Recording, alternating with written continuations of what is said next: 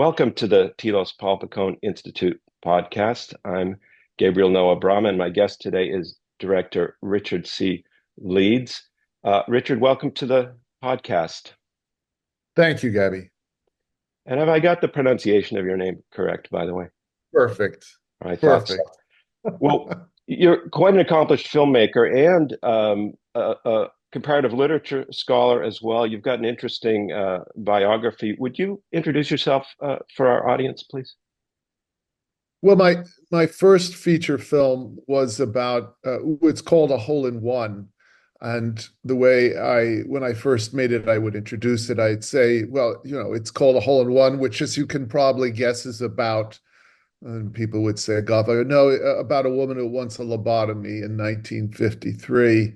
So I've gone from lobotomy to Lacan, you could say, that my films started on psychosurgery and then evolved to psychoanalysis, which I think of as going in a good direction. Not everyone will agree with me, um, but it's been an interest of mine since I first started making films. My first feature film grew out of a piece of performance work I did based on the records of my mother's brother, who had been a soldier in World War II and had a psychotic break. And then I read his records and I got involved, started working with various clinical groups and volunteered at an outpatient center for severely chronically mentally ill, assistant running their theater program, and also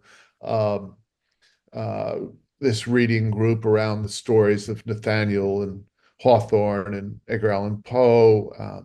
So it's an eclectic background. And then, of course, I did a doctorate in comparative literature, and my dissertation or my research for my dissertation became my first feature film, the one about lobotomy and such. That's not the only topic my films have been about, but I've often worked with psychoanalysts in France. The film Adieu Lacan, I'm now in Athens, and for a avant-garde film festival at the Greek Film Archive, and I'm going to be showing Adieu Lacan, which is a film about a woman that has trouble having a child, which is what she wants more than anything else, and does an analysis with Lacan.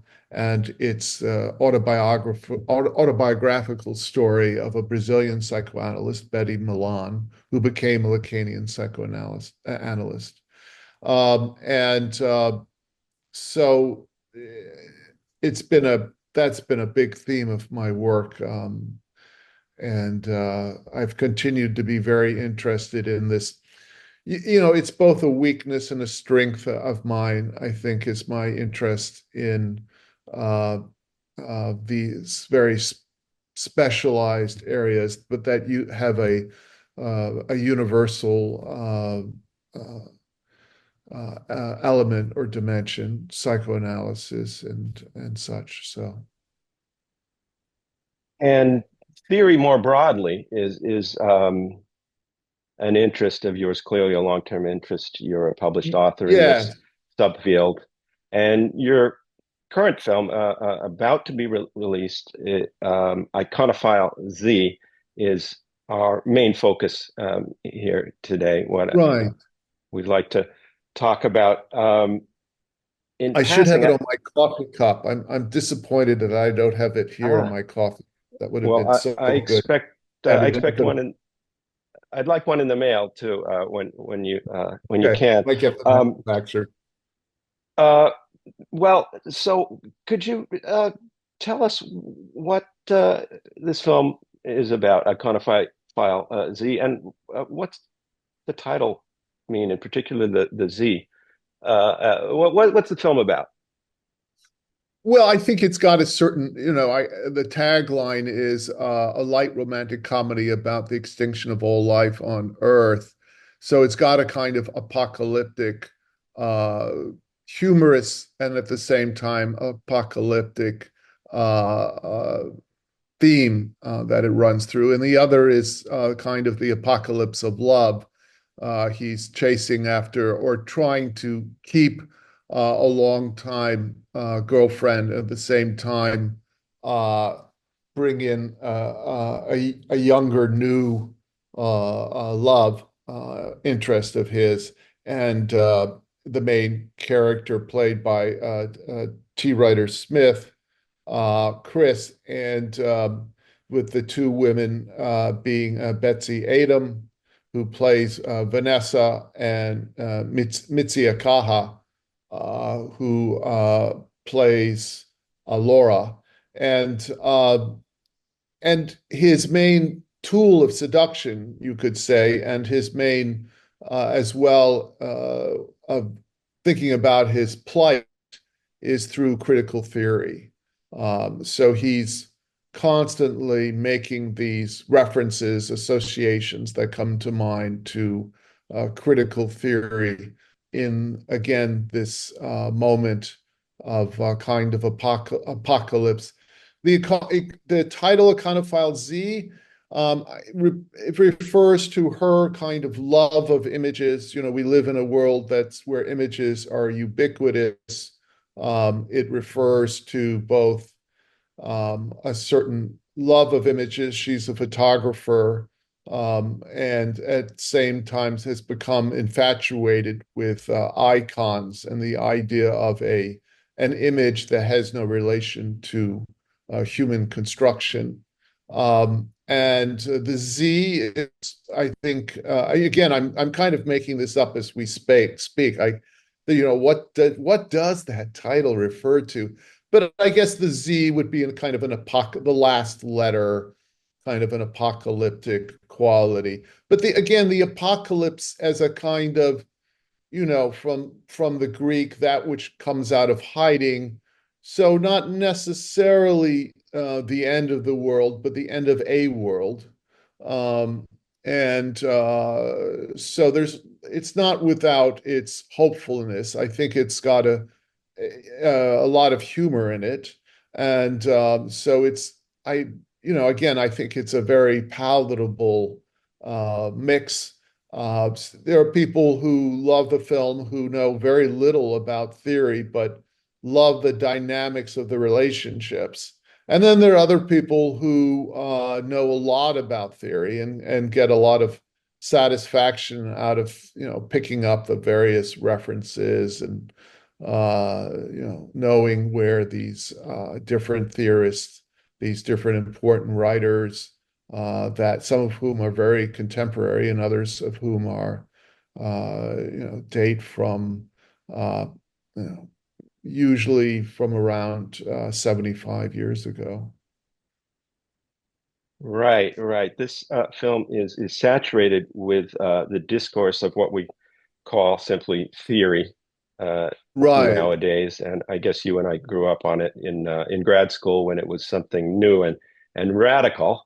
It was Yeah. something known as postmodernism at the time, and that was new. We didn't have secondary and tertiary texts. We had to figure out Foucault and Derrida for ourselves, or find teachers who would Right. sort of explain it to us, but they could be as mysterious as the theorists themselves, some of them, at least as I recall. We've got a film that is a love triangle about also Yes. the end of the world and theory, literary theory, it's sometimes called, or critical theory is perhaps a better Yeah, I think term. critical theory would be Yeah. it's a good way um, to bring it all together. Why, Yeah, why, and why, why, why bring all this together? I mentioned theory had its sort of heyday, I think, a while ago, and it can well, so appear. has our main character. I think so has Ah, our main character. I think he's had his heyday, or he's a little bit.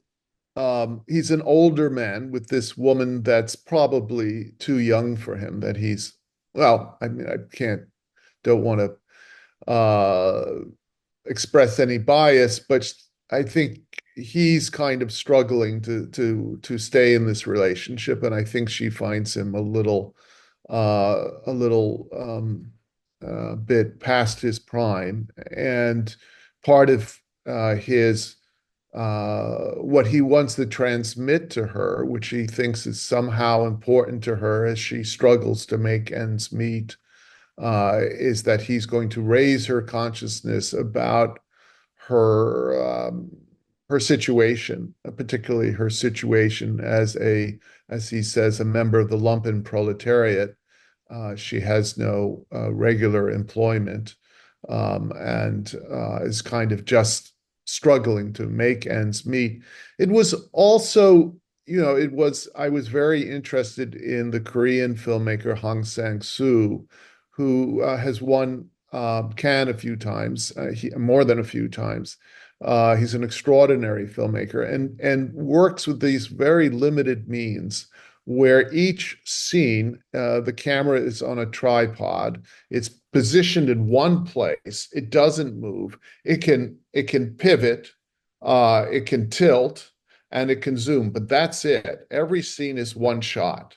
So it's a very limited way of working. You have a very limited set of means.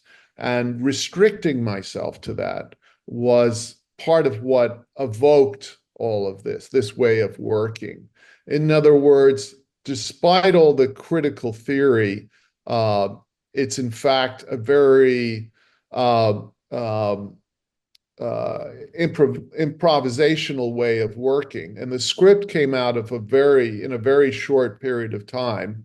And again, these were the ideas floating around. This was also a period of COVID, during the first wave or of the pandemic, where a lot of that thinking about it. And then this film is only now coming out, but it was shot. The footage was shot while there were a lot of limits.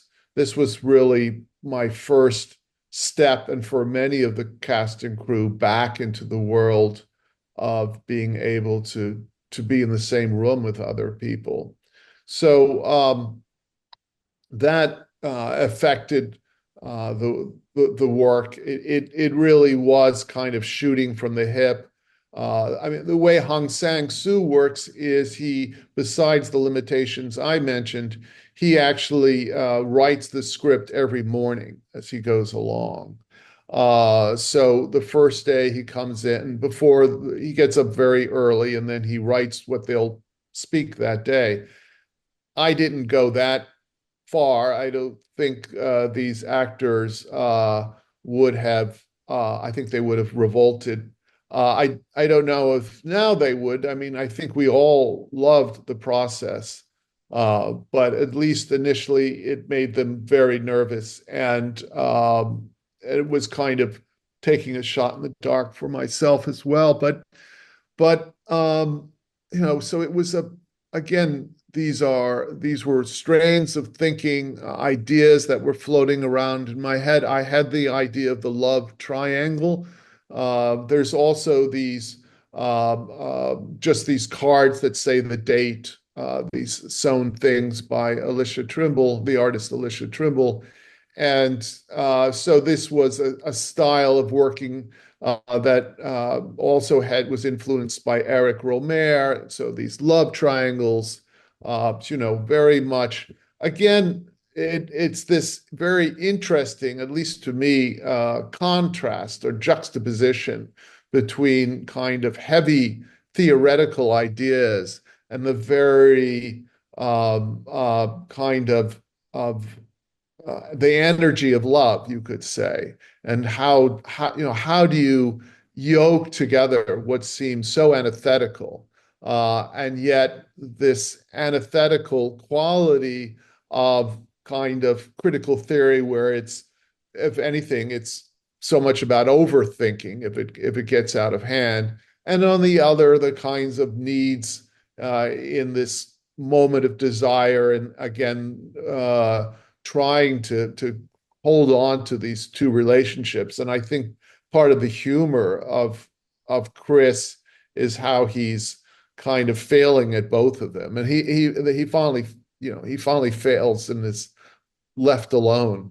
Uh, uh, so I think the energy or the difficulty, both in the filming of it, and another quality of working this way is around time. The importance of time to film as being an art form, which is so much about time and timing and such. And this way of working also presents qualities around time. The actors have to remember these long scenes. Film actors are so used to, well, they'll use a cutaway here. Well, there are no cutaways. If it's a 10-minute scene, that's a 10-minute shot and they're on the whole time. And if they blow it, they have to start again because I can't, I'm not going to cut to a close-up so I can have another shot. It's there. We're stuck. We're married, and we have to stay together. The camera and the actor's performance that entire time. But it's a wonderful way of working if you can do it because it has a quality which actors love from theater, which is that they feel the arc. They really ride it through. And also then working chronologically. We shot mainly chronologically. So this is, in other words, you shoot the first scene first and the last scene last. This is a way of working that Robert Altman, Michelangelo Antonioni did, but generally it's too expensive. If you have 5 locations and you have 3 scenes in a bar, you're not going to go back a week later, 2 weeks later, and do a 2-minute bar scene. You shoot around locations. That's what budget demands. But a few filmmakers have insisted on shooting this way. I've been able to do it a few times, and I love working this way, and because it's great for the actors. I love working with actors, and it allows them to improvise, to kind of feel the length, feel the movement of the character. And particularly when you're dealing, as we were in this case, with something like critical theory, which is the language, you could say, through which they express love, having that emotional arc really grounds it and allows you to go off on these kind of theoretical tangents. And yet the actors from their training are very much feel tied to the ground, that their feet are on the ground because they can emotionally, they're moving through the development of their characters. So that was part of the gift of working this way, to be able to yoke together these unusual bedmates of theory and of romantic desire. So I'm curious about that coupling of love and theory. Um, the protagonist is working on a book called On Distraction. Is that right? And Right. he talks a lot. He sure talks a lot, and he is accused of being pedantic at one point in the film by Can you one. believe it? Can you Well, believe it? yeah. Is this a type? He's even referred to at one point, or it's alluded that he may have a big mouth, and he tends to stand around and watch. He's kind of a spectator in his own life, distanced in a way, in a number of ways from his affect. It seems from the life that he's living. First of all, and most palpably, it seems to me by the discourse of theory that seems to be practically his only way of articulating himself. What's that about? Is this a type? Was this based on anybody? that we might know, or what what is it about the kind of affect, weird affect, if I could put the same question another way, or affectlessness, it seemed to me of these characters, but in particular the protagonist who just kind of spews, for lack of a better word, there may be a better word, um, theory. You call it a kind of seduction on his part, or an attempt at seduction. Uh, why this coupling or uncoupling between emotions and theory? Well, I think the triangle is, I mean, the Vanessa, who's the woman he's been with for years, apparently off and on, is a professor and is very wrapped up in identity politics and kind of a way in which um, that has evolved. And the other woman, who again has no background in critical theory, she's not an academic. Neither is he. He is someone who has, uh, as he says, really gotten distracted throughout life and comes from money and a kind of a well-established Boston family and is able to pretty much just get distracted on his phone and buy critical theory. And yet he clearly is invested in it, in its struggles to apply certain ideas to looking at the world around him, which he does. Uh, but it's it was against there. Where does it come from? Are there people like this? Yes, there are. I mean, I know a number of people who are like myself, interested. People often say to me, ask me if he's me. Uh, and I'd say she's me as well. I mean, I'm the two women as well. I mean, I have a number of qualities that I think I find myself in all the characters, not just him, but all the characters come out of me. Um, but they're masks in a way. They're personas. I mean, as characters tend to be for their authors.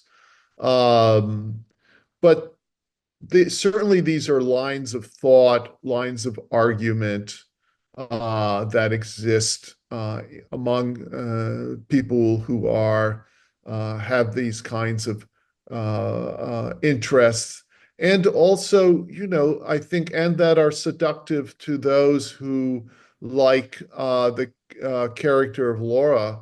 Um, aren't familiar with them, haven't had privileged backgrounds in the same way, but yet are trying to figure out why the life they're living isn't the one they had imagined for themselves, even if they've been, working very hard and have great passions for areas related to the humanities. I mean, she's a artist, and I think she's expected from life a certain career as an artist, and that's been waylaid by just how little she's paid for her work. So she's familiar in some kind of tangential way to these ways of thinking that the character of Chris is so steeped in, and as someone who's again not had to work has been able to uh, become saturated in.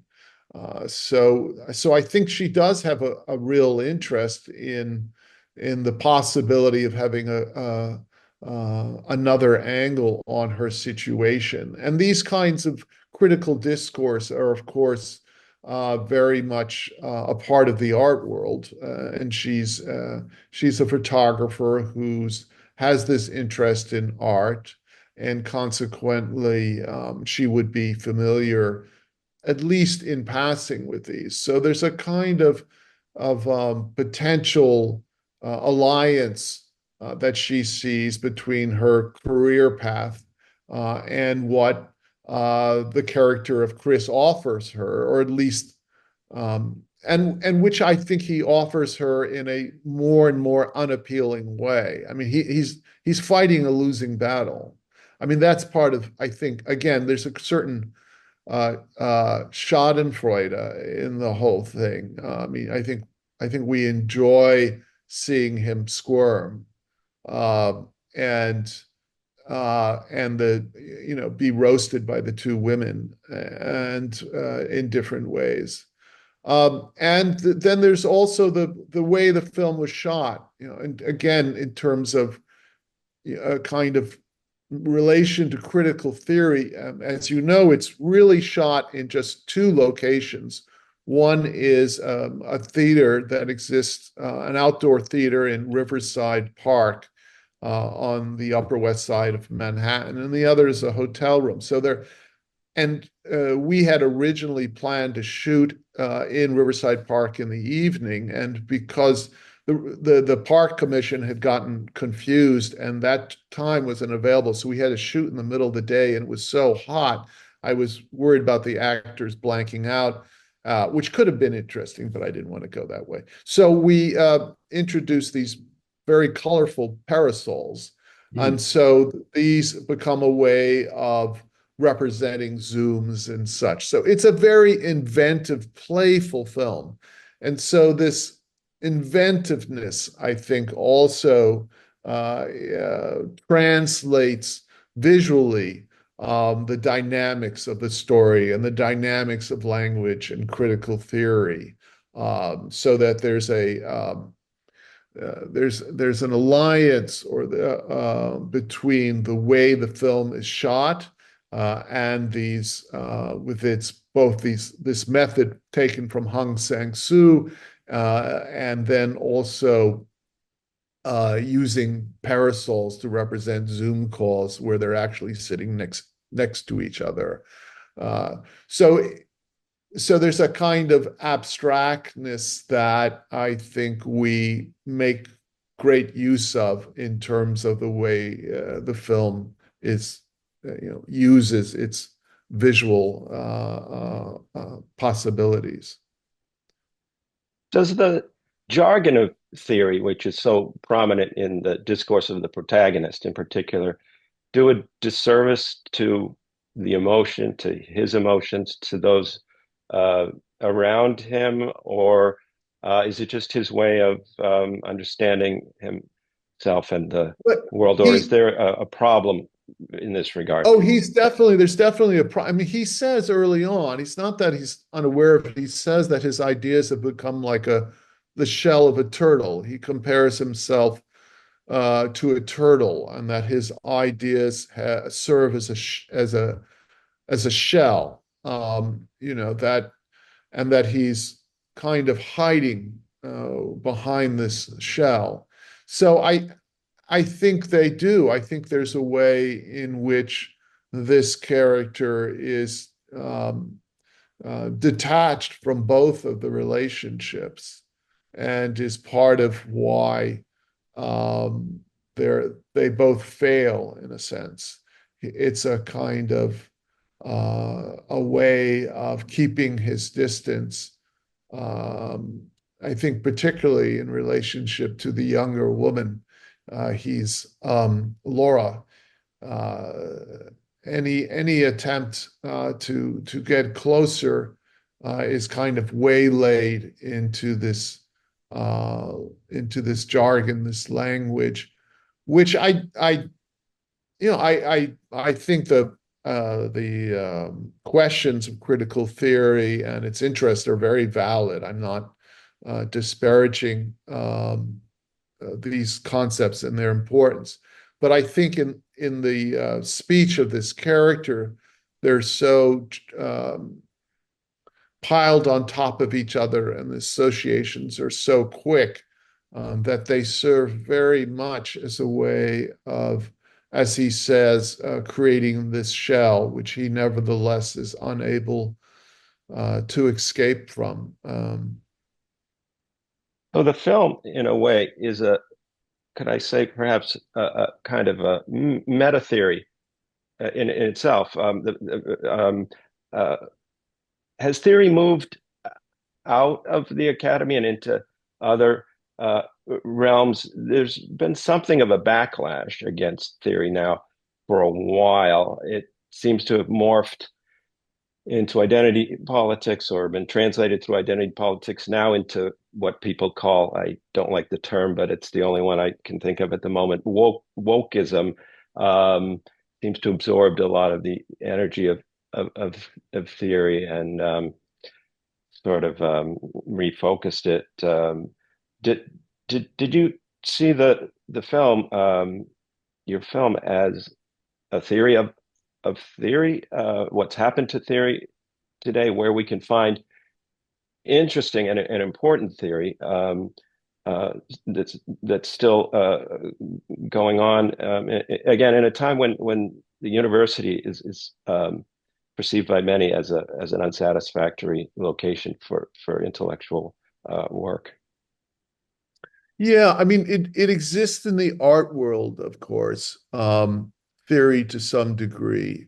And I was very interested in the work of a feminist named Anna Kornblue, who talks about, I think her uh, book is called Immediacy or the Style of Too Late Capitalism, where there's a kind of demand um, in the art world now, generally, for a kind of transparency. In other words, a real rejection of any kind of theory, and a real wish that things have an immediate impact. And she kind of compares this to uh, um, the kind of capitalism of Amazon, or of where it's all about immediate delivery, getting something immediately, that there should be no delay. And she contrasts that with the what we could call the modern idea that art should create a kind of critical have a critical dimension that makes us question and think about and reflect upon the world around us. Uh, and so this, uh, I think the characters here are he's fighting a losing battle. I think we see him fighting a losing battle that we can laugh at in a sense. But I think and he talks about the isolation that he feels, and that isolation that many people feel in our day, and certainly was exasperated by COVID, and the amount of time each of us was spending isolated.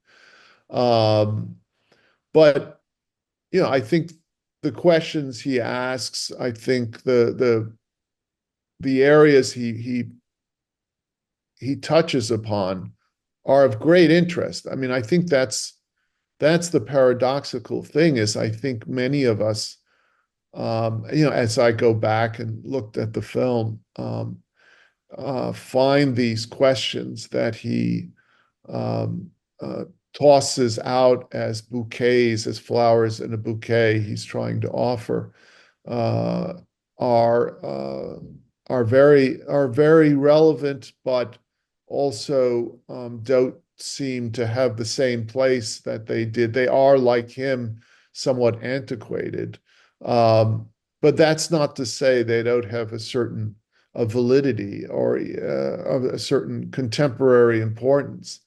But nevertheless, at least in the dominant culture, they just don't play the same role. And I think Vanessa is very bound up, the character of Vanessa in she's a university professor and has kind of moved with the university in the direction of identity politics, which again, he doesn't dismiss out of hand, but I think he sees them as having very unintended consequences, and that are part of the reason why they've become associated and easily parodied with I think the way they've been embraced by, again, strange bedfellows, both corporate, certain kind of large corporate power, and a certain portion of the left.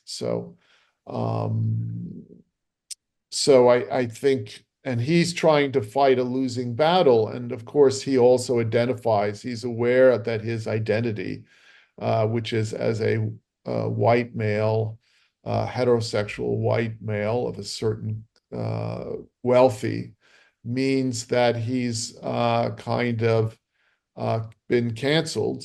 And yet his ideas, and I think that's interesting, it's an interesting part of what makes his character interesting, is his speech has a certain relevance despite how he's positioned in terms of identity politics. And so he's flailing around with this place that he's been moved into, you could say, through a certain academic discourse. And he's making associations with ideas that are also in academia and critical discourse, but are more marginal and are doing are not really. He's not finding any traction with them either, with either of the women, in important two women in his life. That's interesting. He's not finding any traction. This is supposed to be seduction, this theoretical discourse that he, in a way, prides himself on. There's a narcissistic investment in this language, which he's fluent in. Um, I wonder if you think something has changed in this regard. Might his uh, approach to seduction have been more successful decades ago? Has the internet deprived theory of its aura at all in this regard? What I'm thinking is that his love interests nowadays can find as much of this as they want on YouTube. Hmm. Um, and so, at least for me, as I was watching it, his um, way of talking lacked a certain glamour that I think it might have had pre-internet, where you had to go to the library, you had to take a seminar in order to be able to talk like that, and to seem to know about these abstruse ways of understanding the world that would hold promise for others. I I wonder if he's less interesting today than he might have been in the past, and if there are any reasons um, for it that you might have had in mind. Yeah, I mean, I think part of the interesting idea of iconophile, it's interesting, is the idea of images. And images are so ubiquitous, particularly through the internet and the cell phones that we all carry around. And I think he does describe himself at one point as a dinosaur. And I think he does have qualities of being a dinosaur. At the same time, I think dinosaurs can be very interesting. There's a way in which characters who are from another time uh, uh, given the right focus and space, can very much draw our interest, particularly when we're in the position that we're in watching this film. But yeah, I mean, he's both kind of a creation of the internet. I mean, he mentions YouTube. I mean, he's gotten his education is very much through YouTube. He has no university training. He says did one term as an undergraduate at Harvard, where his family has gone for three generations, and then drops out. And Vanessa, his longtime partner, kind of jokes, "Oh, what a huge risk that was for him." And so he's gotten this education. Presumably, he mentions YouTube. How much he loves watching YouTube videos. So he's kind of a creation of YouTube.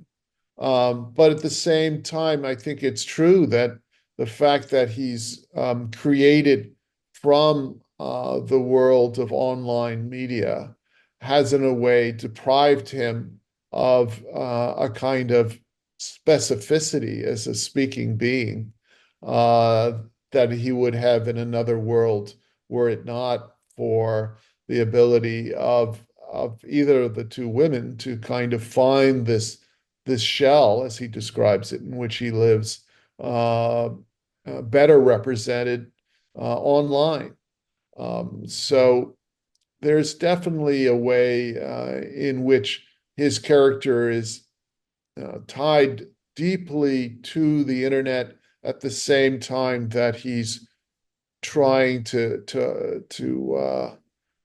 make it work for him as a way of being in the present.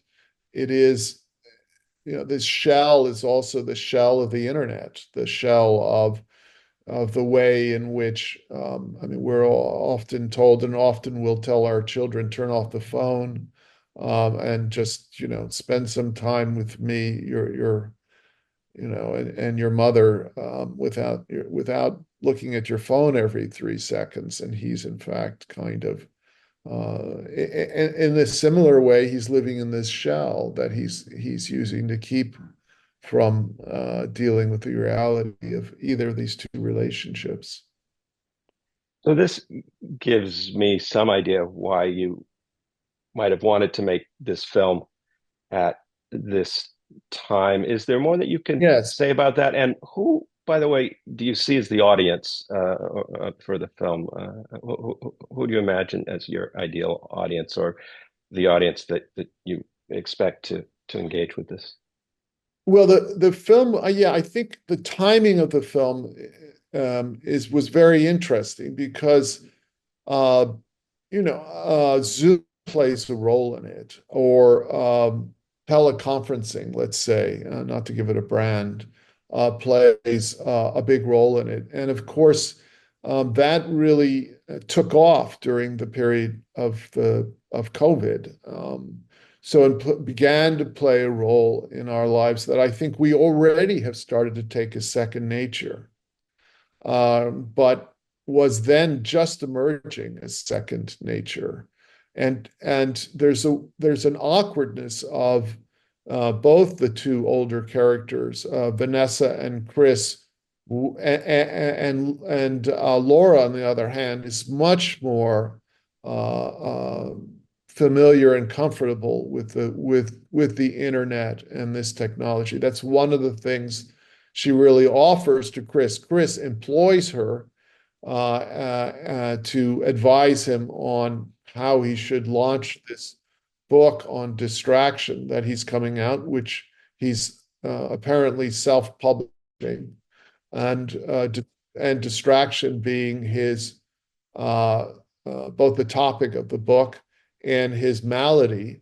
And he's realized that maybe he can finally escape from the world of distraction by making it the topic of his book. Um, but they're again, they're kind of thrown off, and she takes as very she's very comfortable in this in the technology in which they live. And I think the film was made at this moment, or is made at this moment, um, where particularly teleconferencing is starting to play a role in relationships in our everyday, which again, I think in a very short period of time, we've already absorbed.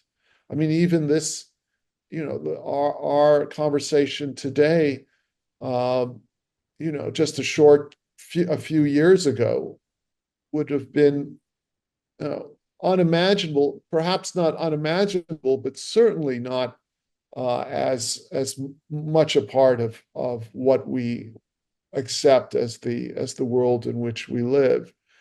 And so the two older characters are having a harder time at this. And in terms of who I imagine the audience for this film, um, I made this film with on a very low budget, working very quickly, and the true answer is I don't know.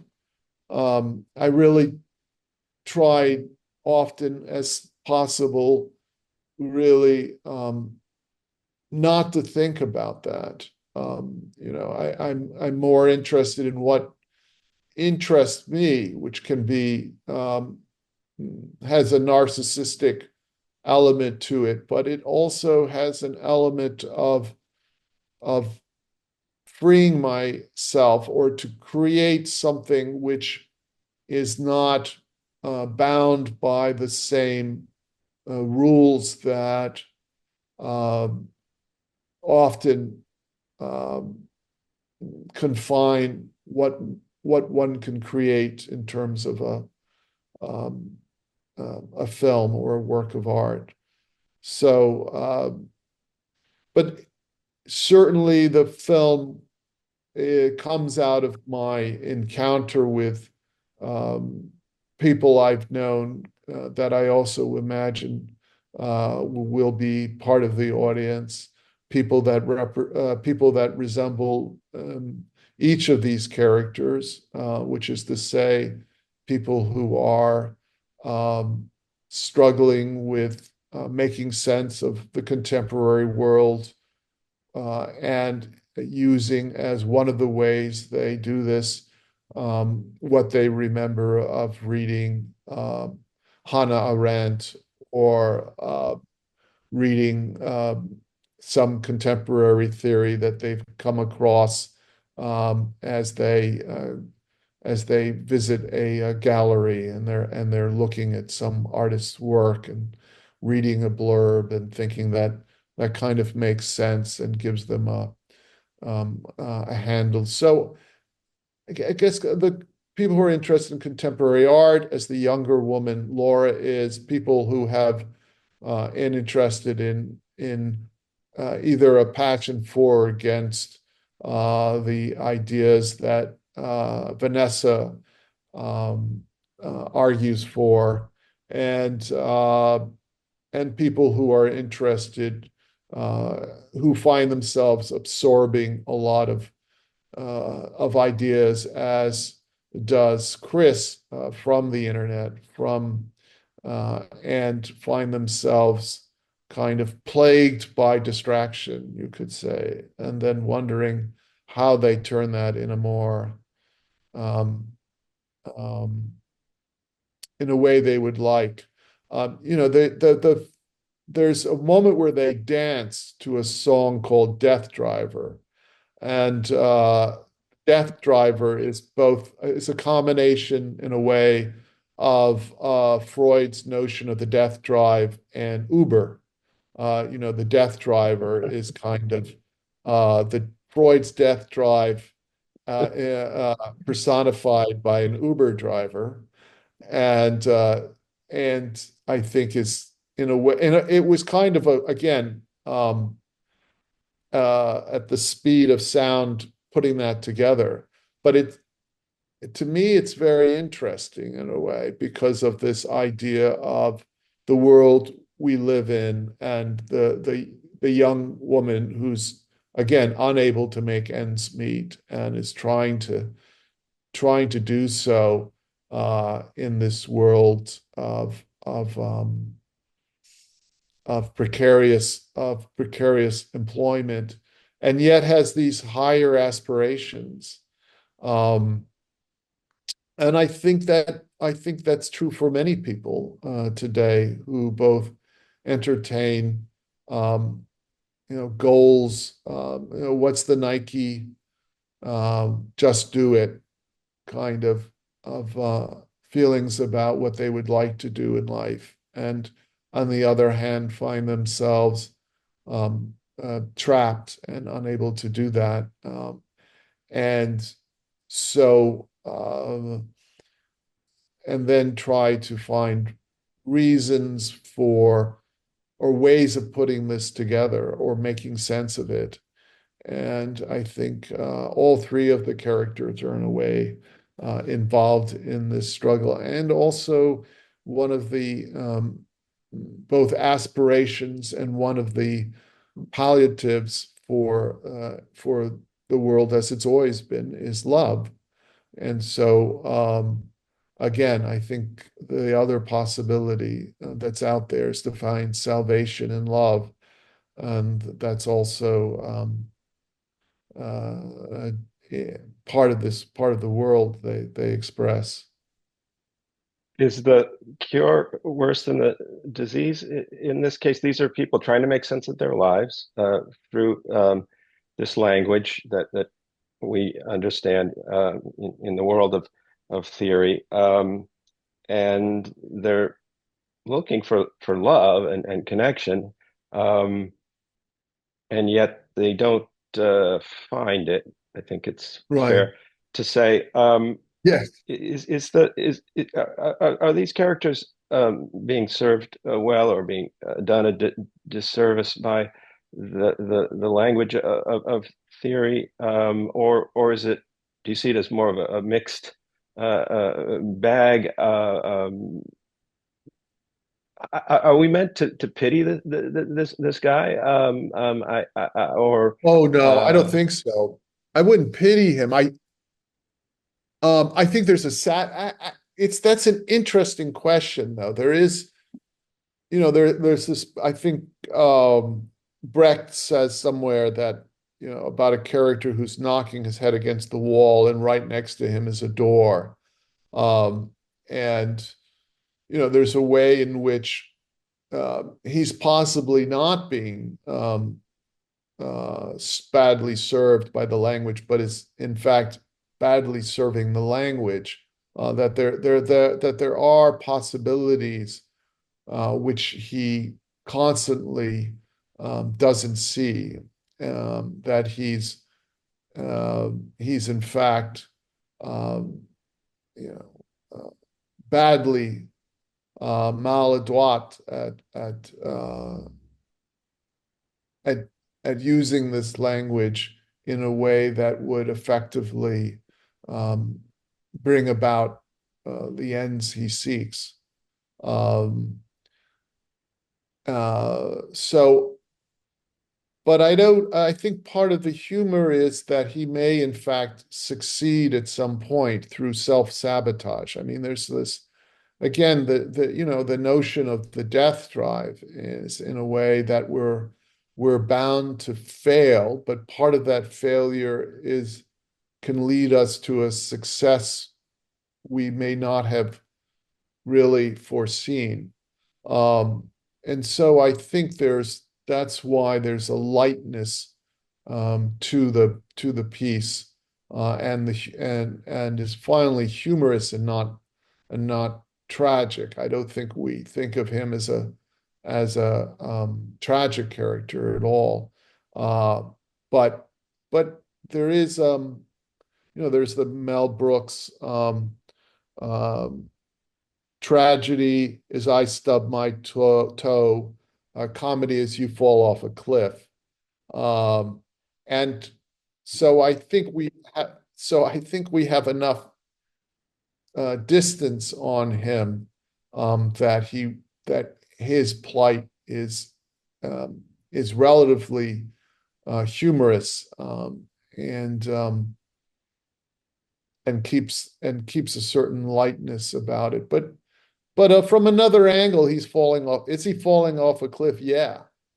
But I don't know. I think again, part of the strategy of the work is to keep a certain lightness. It is about thought. I mean, I do think Ikonophile Z, uh, from a certain angle, takes critical theory seriously. It's but the way to take critical theory seriously is to sabotage it.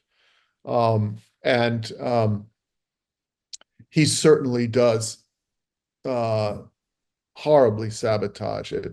Um, He does succeed marvelously at failing, doesn't he? yes. Why is the correct approach to theory today to sabotage it? Are there different ways of going about it? Are you sabotaging it? Does he have any particular theorists that he cherishes, and do you? Oh, do I have any particular theorists that I cherish? No, I don't. I don't know if I do. I have a lot that I read frequently, but um, again, I would go back to Freud's notion of the death drive that um, we're bound to fail, but because of um, the nature of how the death drive is involved, how our life is so imminently tied up with death, and how we will always sabotage ourselves. But if we, in a way, become aware of that in a certain sense, we can um, that can have unexpected forms of bringing us to again an unforeseen success. Apocalypse is a good term. The idea, because we live in apocalyptic times, which again, with this sense from the Greek of out of hiding. Um, so it's and in cinema, of course, we have this idea of the reveal. It's fascinating how human beings love reveals. If we reveal something, and how we reveal something has a tremendous amount of creates a tremendous amount of intrigue and interest in how we feel about something. If we hide it and then we bring it out.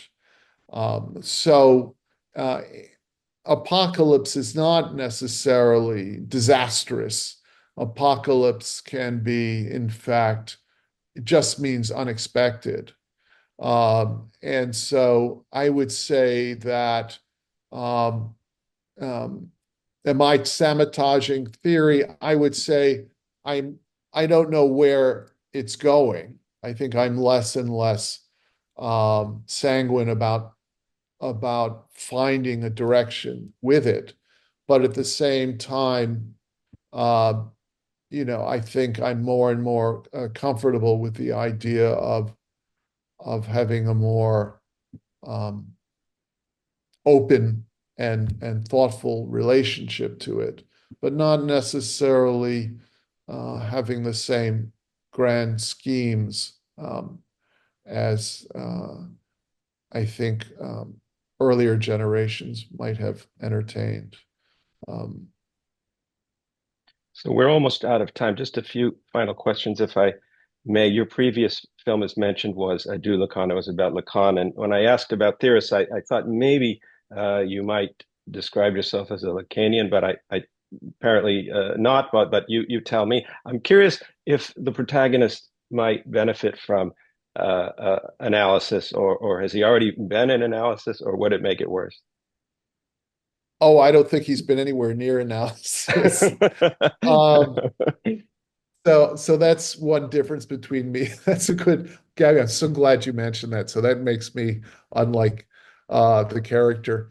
It's so funny because people will say to me, "Oh, that's you, isn't it?" I'm like, "No, no, I have kids. I've been married. I'm nothing like him, you know."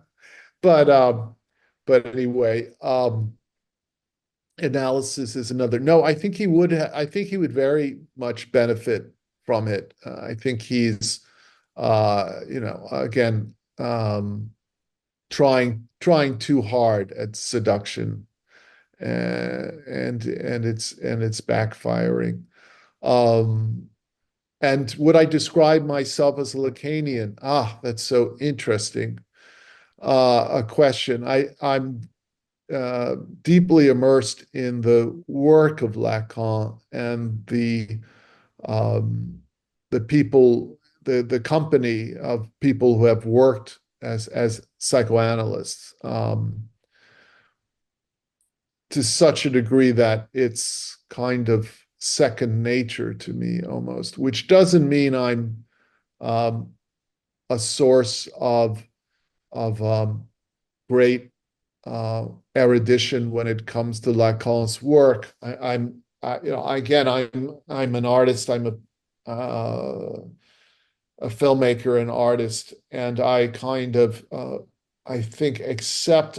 I have a much greater tolerance for ignorance, the role of ignorance, that I'm not always going to have answers, that I'm going to work a little bit more in the moment, and not necessarily foresee where it's going, not have it outlined, but through you could call the materiality of either the camera and what I'm working with that way, or the work of the actors, kind of put it together and not really worry about having it all thought out, or um, or having an explanation for it.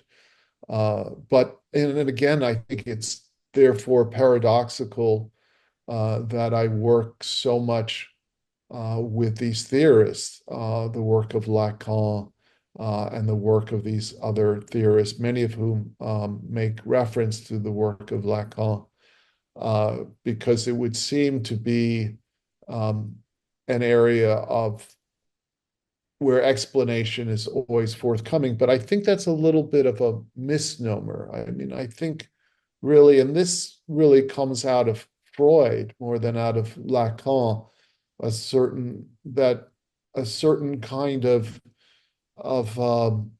becoming comfortable in a state of exile, you could say, where you don't where you don't aren't necessarily familiar with where you're headed. This idea of unheimlich, uh, the uncanny, um, which so I think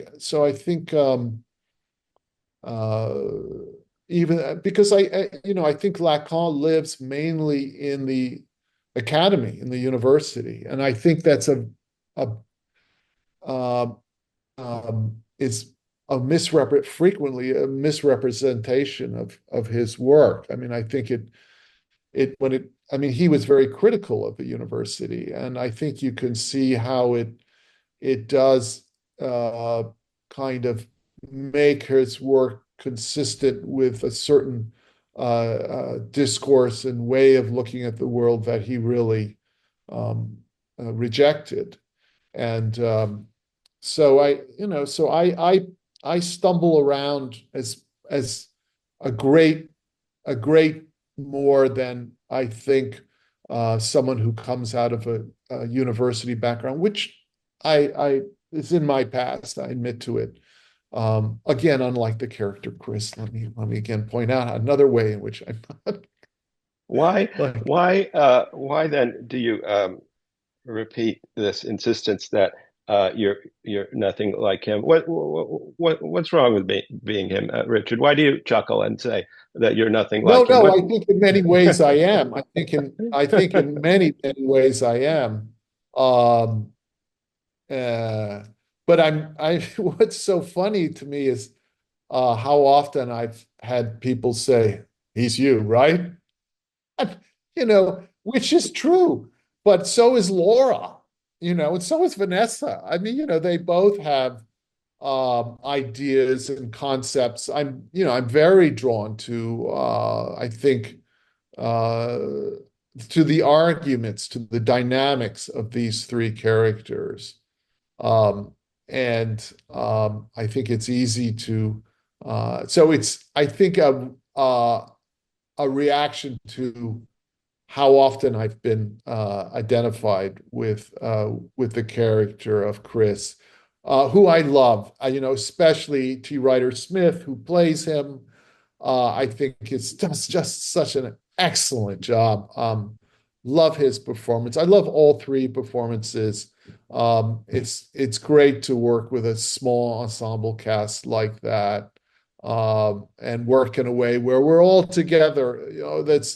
We shot this over 5, 6 days, and this way of working means that all the actors are there all the time. So it's a very group effort, and it's just great to work so closely where people aren't compartmentalized but are kind of there and collaborating constantly as they go along. Um, Well, this is a terrific film with great acting, brilliant script, and innovative directing. Thank you, Gabby. And so, formally and otherwise, I urge everyone to, within the ambit of my voice, to run out and see this film. Where finally can folks see the film? Well, there are a number of streaming platforms in North America, and others are being added all the time. I would suggest they go to my website, richardleeds.com. That's RICHARDLEDES.com, where all the streaming platforms will be listed at any given time. So that I think that's the easiest thing to do. Again, richardleeds.com, and you'll find there Ikonophile Z and a list beginning December 10th. The release date is December 10th, and that's when the streaming services will be available. Richard, this has been a pleasure. I've been a fan of your work for a while, and as I said, a huge fan of your latest film now. And so I want to thank you very much. And Thank you, Gabby. adieu, Richard Leeds. Hope to virtually meet you again someday, maybe with And parasols. here. Who knows?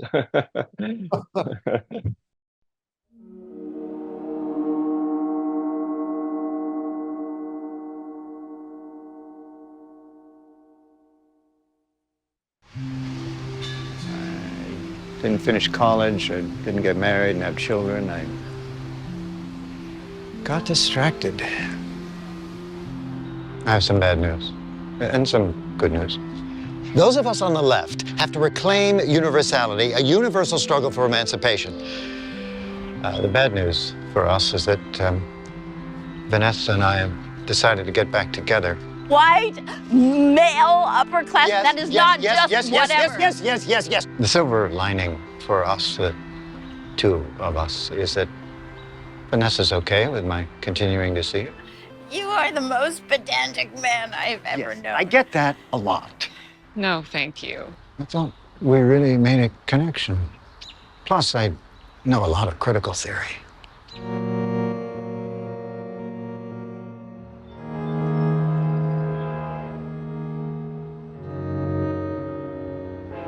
The internet is out where I live. Yeah, I had to walk uptown to where I could get a signal to call you. They're saying that the internet service might not be restored until tomorrow. Oh, I'm It's like we skipped the entire honeymoon part, which straight to the stale pit. I am Death Driver. I am outside your door. I am Death Driver. I was here before.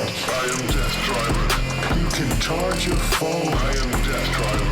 You are all alone. Just consuming more and more. Everyone atomized. No one's speaking to each other. I remember the time that Wall Street friend of your family called you a caviar limousine liberal. You flew into a rage, but he was right. I am a smoked salmon socialist. Thank you very much. A calamari communist. I'm a marmalade Marxist. I'm a compagnon de route beer, but do not call me a liberal.